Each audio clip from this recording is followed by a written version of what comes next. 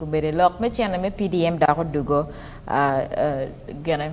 public accounts committee kumere gitika wachi chana me PDM Omyero Kidwok Awene parin bupo wa lock any kind na nature waji lock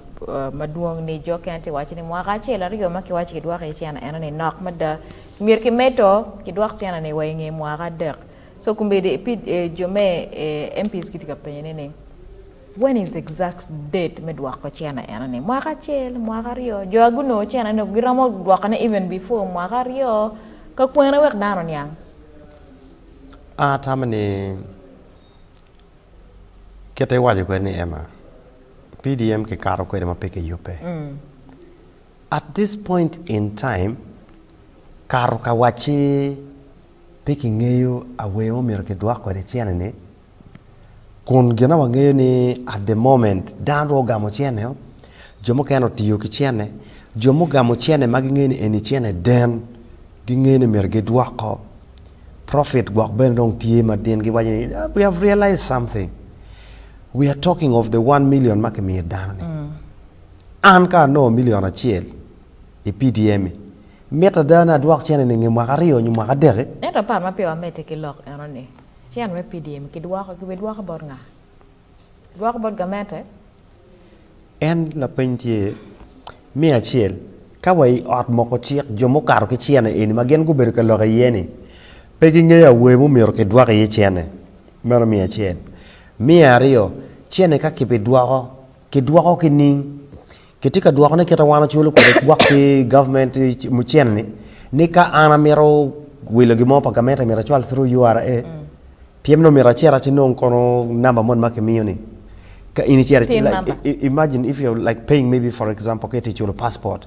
tina maktie PR number makemi mak generate ma initiate chulo chena chera ti ngo ya account money payment reference number yes but at the moment chena PDM kaka wache ke chul bon nga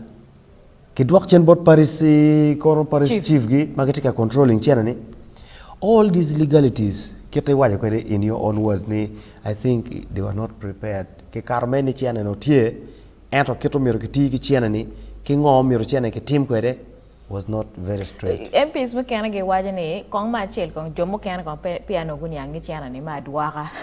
no kiti tami chiana ki poko mer igi mere me nyayo lonyo mo kana me nyumo mon mo kana me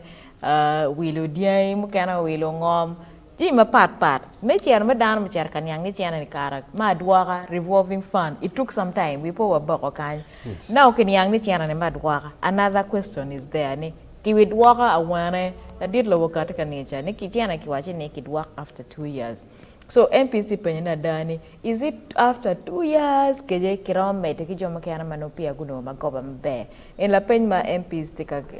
chwale ne bot mer la dit lo ko nda addressing loki ema tamani tie jimogo ma gankal ma kwanyo lokom lim ki gankal ma ti responsible e lokom lim any can clear without the president coming to meet ya ko de père any kadongo loka PDM ma ti any committee o lo padana ma dunga ta they cannot resolve it gide ko president obino loga ye doga wachien ila ko lok mo wa dano chami chene berni PM everyone does not know what is meant to be looking gang why ne chene kimi karame campaign manyor ke kelo chene wa ke cham donc ka president Paul Loye nyorate no wajni wan cham chene ni for me the reasoning ma mega kirikano wa an ben na beriye na bitero waji